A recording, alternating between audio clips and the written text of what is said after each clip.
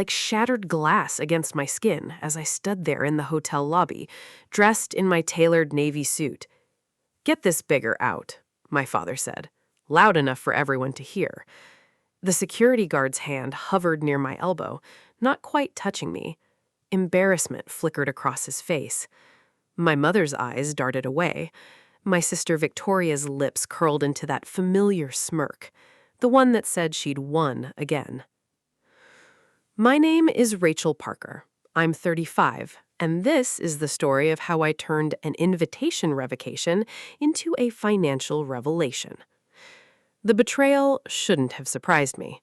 For years, I'd been the family ATM, the successful but difficult daughter, counted on to fund everything from emergency home repairs to luxury vacations, always with the promise that I was investing in family. What they didn't know as they celebrated in that grand ballroom was that I quite literally had been. The venue? Rented under my LLC. The gourmet catering with the champagne fountain my mother insisted was essential? Paid from my business account. The airline tickets for relatives flying in from across the country? Processed through my corporate card. They believed it all came from my father's retirement package, a fiction he'd maintained to protect his image as the family patriarch and provider. The truth, he hadn't received anything beyond a gold watch and a modest pension that barely covered their monthly expenses. I didn't scream. I didn't cause a scene. I simply straightened my back, held eye contact with the security guard to signal I'd leave with dignity, and walked steadily to my car in the parking garage. Only after I'd closed the door did I allow my hands to tremble slightly as I opened my banking app. $2,200, banquet catering, canceled. $12,000, Victoria's Maldives honeymoon flights, revoked. $4,800, mom's spa weekend with her book club, terminated. $52,000, beach condo monthly payments, frozen. By the time I pulled into my driveway 20 minutes later, my phone was vibrating nonstop. First my parents, then my sister, then numbers I didn't recognize. Then a forceful pounding at my front door. Through the peephole, Victoria's husband, Jared, face flushed crimson, shirt wrinkled and half untucked. I silently slid the deadbolt into place and reached for the thick folder I'd prepared 3 years ago, the one labeled contingency in my neat block handwriting. "You need to fix this right now," he shouted through the door. No hello, no pause. "They just canceled our food. The hotel won't release the rooms. Our honeymoon tickets got voided while we were literally checking in online." I leaned against the doorframe, the solid wood between us. "Strange," I replied, keeping my voice neutral. "Sounds like someone didn't verify who actually owned those payments." He blinked. "You did this because they kicked you out." "No," I said, feeling oddly calm. "I did this because they forgot the fundamental rule of biting the hand that feeds you.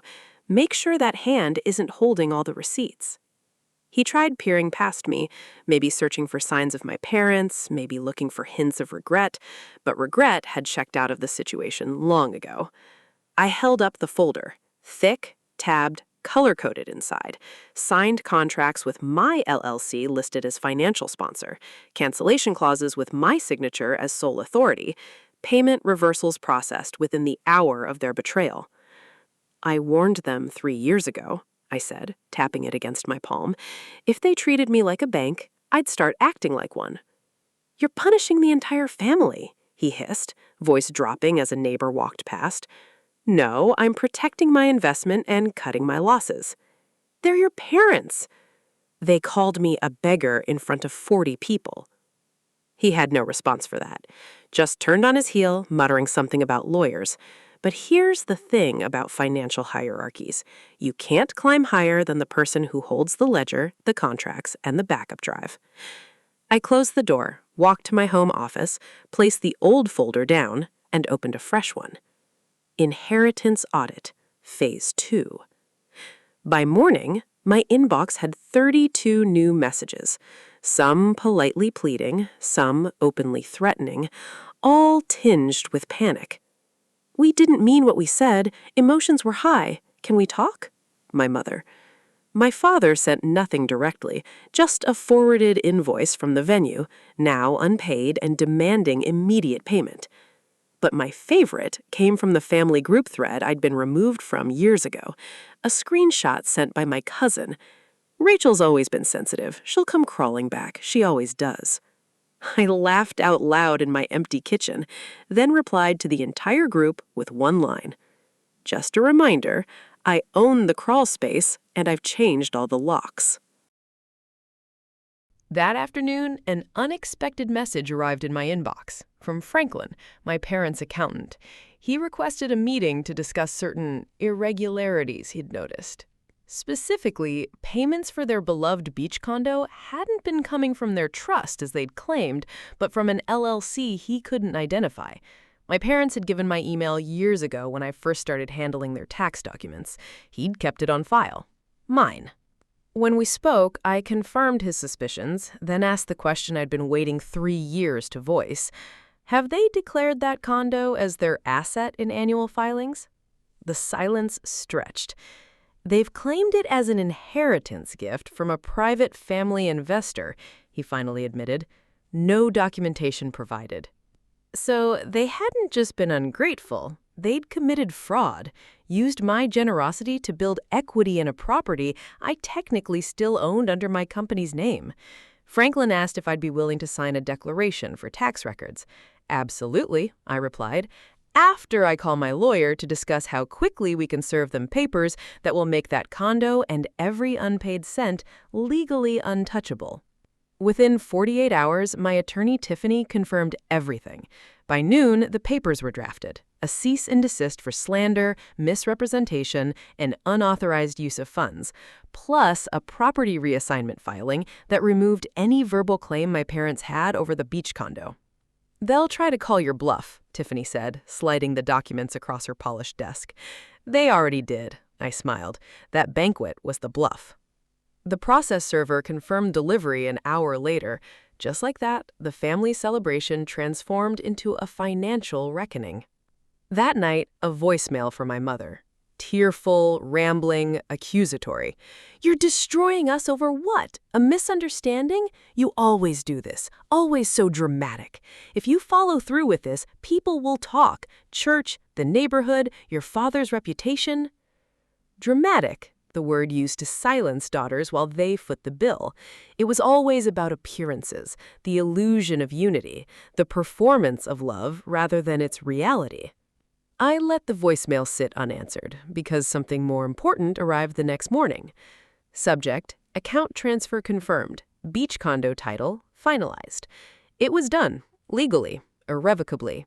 That condo, their prized retirement gift, the crown jewel of their social standing, was now permanently separated from their financial portfolio, and the taxes they dodged were filed with interest. Tiffany emailed shortly after, "You've closed every door. Want to take it one step further?" Yes. Full audit. Start with the family trust. I want to know where every dollar went since 2017. Because they hadn't just called me a beggar. They'd built their entire lifestyle on my back. Now it was time to bill them for the chairs they never offered me. The trust audit peeled back layers I hadn't imagined. $18,700, withdrawn the week I graduated college, labeled as emergency repairs, actually a kitchen renovation for Victoria. $9,000, marked as education expenses, actually front row concert tickets and a spa weekend for my mother. $34,000 funneled into my father's vintage Mustang restoration, a car he once called my reward for raising such responsible children. They'd bled that account dry, then had the nerve to call me the beggar. "Is this criminal?" I asked Tiffany. "It can be," she replied carefully, "if you want it to be." But I didn't want jail time. I wanted accountability. We filed a motion, request for financial recompense plus trust misuse documentation. They had 30 days to respond or settle privately. That's when the mask finally cracked. A text from my mother. "I'm scared, Rachel. Please don't ruin the family over money. We'll make it right." I stared at it for a long time. No apology, no denial, just fear. The only language they truly understood. I responded with a single line. "You're confusing ruin with reveal." The next day, Victoria posted on Instagram a filtered sunset with a lengthy caption. "Some people only show up when there's money involved. Glad I know who my real family is." I didn't comment. I didn't need to. They could say whatever they want online, but in court, every word required proof. Every signature could be traced. Every dollar had to be accounted for. Suddenly, the daughter they'd dismissed as dramatic had become the authority they had to answer to. Their lawyer reached out on day 22. His tone was clipped, his language desperate beneath the legal jargon. He offered a private settlement, $50,000 in restitution, no admission of wrongdoing, and a mutual non-disclosure agreement. Tiffany chuckled when she read it. They're trying to seal the cracks before the neighbors peek in. But I didn't want money, really. I wanted a record, proof that I wasn't just the black sheep, but the scapegoat, the silent benefactor, the unpaid lifeline. We declined. On day 25, my father broke his silence. He appeared at my office, the business they'd once dismissed as my little side gig, but that now employed 27 people across 2 states. He stood in the doorway, hat literally in hand, pride barely clinging to his shoulders. "You've made your point," he said, "but you're about to ruin us. Are you proud of that?"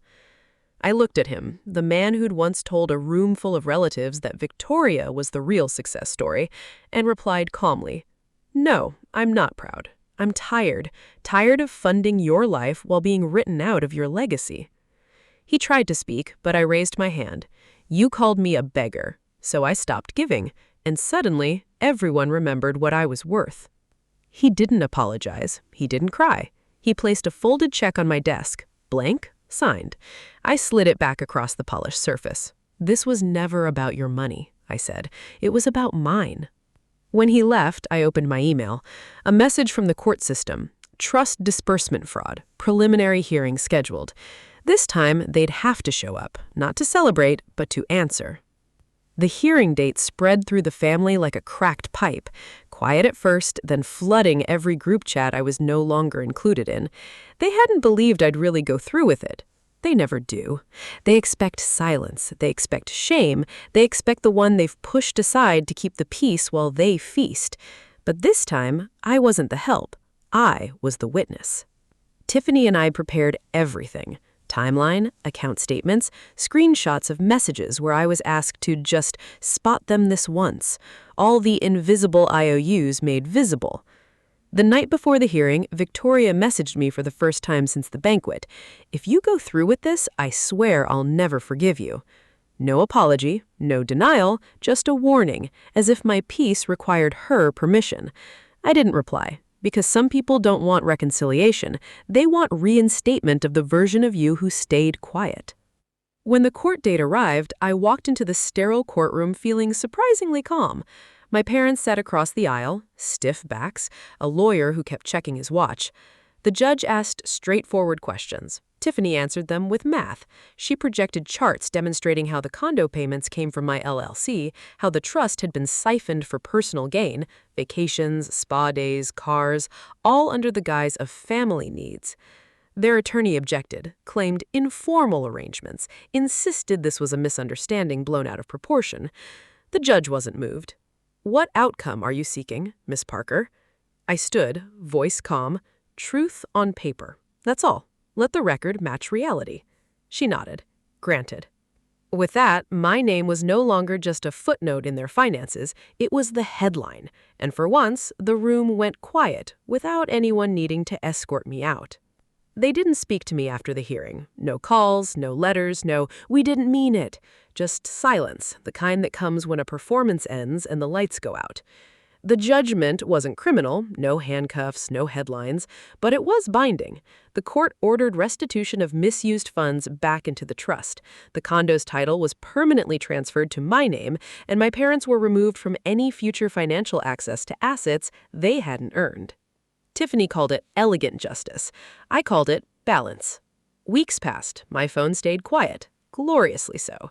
No requests, no emergencies, no guilt trip asks for just a little help this month. Then one envelope arrived. No stamp, no return address. Just slid under my door.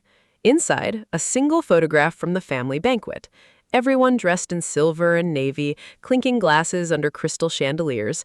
In the background, blurry but unmistakable, was me, captured mid-turn, mid-leaving, the moment they erased me, memorialized by accident. On the back, someone had written, "This was the moment it all fell apart."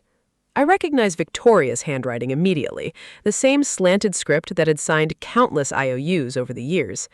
I held it for a long time, then walked it to my shredder, because what fell apart wasn't family, it was the illusion of it, the one they'd built with my money, my silence, my desperate need to belong. And once that illusion burned away, what remained wasn't ashes, it was freedom. I created a new folder that day. Parker Foundation, a grant for first-generation women putting themselves through school without family support. The initial funding came from a condo sale. Mine. 6 months later, I've had no direct contact with my parents or Victoria. Our relationship has ended, permanently, by mutual unspoken agreement. Sometimes the healthiest family resolution is distance, maintained with the same commitment I once gave to financing their lives.